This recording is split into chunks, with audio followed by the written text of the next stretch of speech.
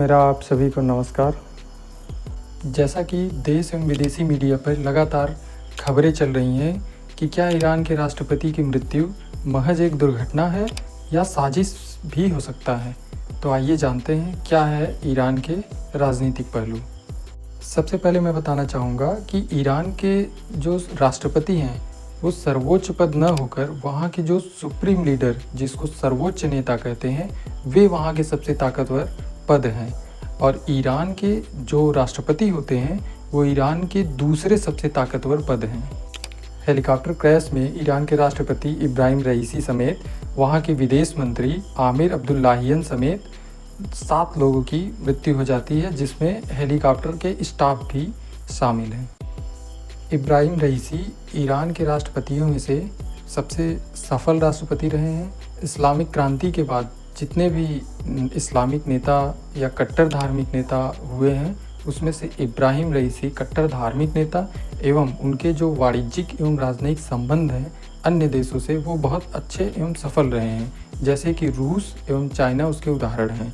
इब्राहिम रईसी रूस एवं चाइना से बहुत अच्छे संबंध स्थापित किए। अगर ईरान के डेमोग्राफी पे बात करें तो ईरान मिडिल ईस्ट, यूरोप और एशिया के मार्गों पे जो वाणिज्यिक मार्ग हैं उनके चौराहे की तरह उपयोगी है और मिडिल ईस्ट में ईरान दूसरे नंबर का सबसे बड़ा देश है।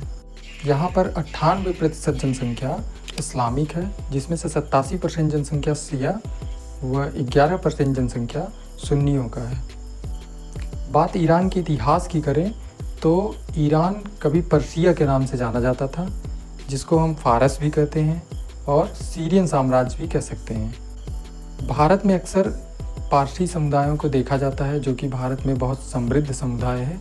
पारसी समुदायों में अगर हम देखें तो अक्सर हमें एक नाम सुनने को मिल जाता है जो ज़्यादातर पारसी लोग अक्सर उपयोग करते हैं, साइरस।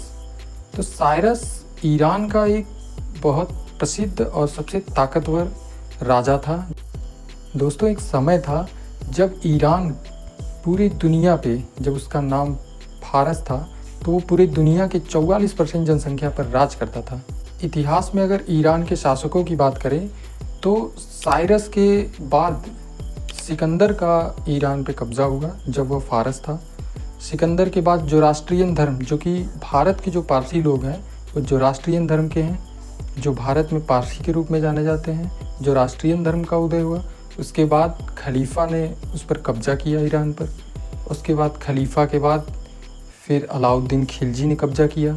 फिर अलाउद्दीन खिलजी के बाद गुलाम वंश, जो कि भारत में गुलाम वंश के एक राजा कुतुबुद्दीन ऐबक का कब्जा रहा, तो उसी गुलाम वंश ने ईरान पे भी कब्जा किया। गुलाम वंश के बाद फिर चंगेज़ खां आया। चंगेज़ खां ने बर्बरता से ईरान पे शासन किया। चंगेज़ खान के बाद तैमुरलंग हुए और उसके बाद इतिहास धीरे धीरे बढ़ता रहा। बात अब के ईरान की करते हैं तो शाह साम्राज्य जब शुरू हुआ तो नए ईरान का उद्भव हुआ। 1935 में पर्शिया का नाम ईरान किया गया। उसके बाद फिर 1979 में इस्लामिक क्रांति हुआ, जिसमें खुमैनी जैसे नेता बढ़ चढ़ के हिस्सा लेते हैं और इस्लाम का उदय करते हैं ईरान में।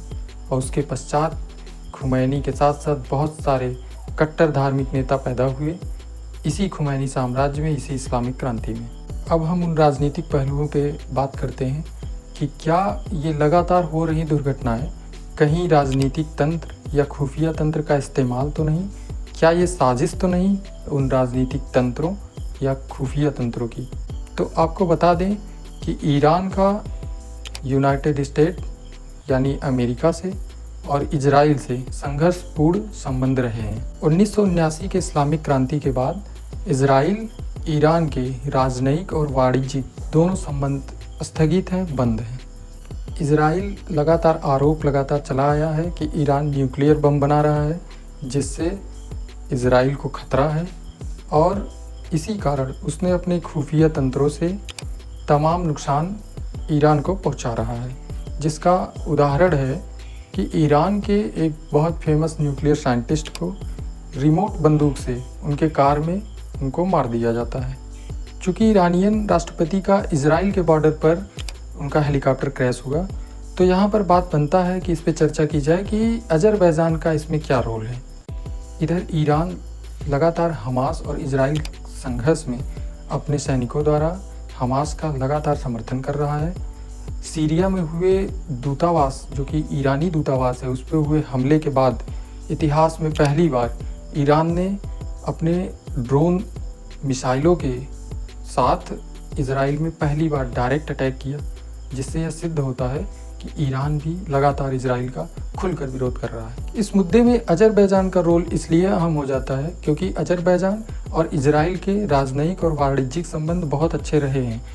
अजरबैजान के 70% जो भी शस्त्र व्यापार है वो इजराइल से आता है, जो कि पूरा का पूरा निर्यात इजराइल से ही आता है। इजराइल के साथ और भी ऐसे संबंध हैं जो इजराइल पूरा का पूरा निर्यात अजरबैजान से करता है। अतः इसमें अजरबैजान के बॉर्डर पे हेलीकॉप्टर क्रैश करना एक संदेह का विषय है।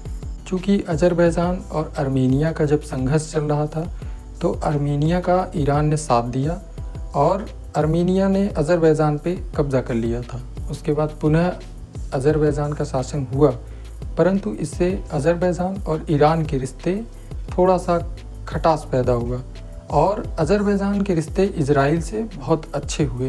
दोस्तों, क्या इसमें खुफिया एजेंसियां शामिल हैं?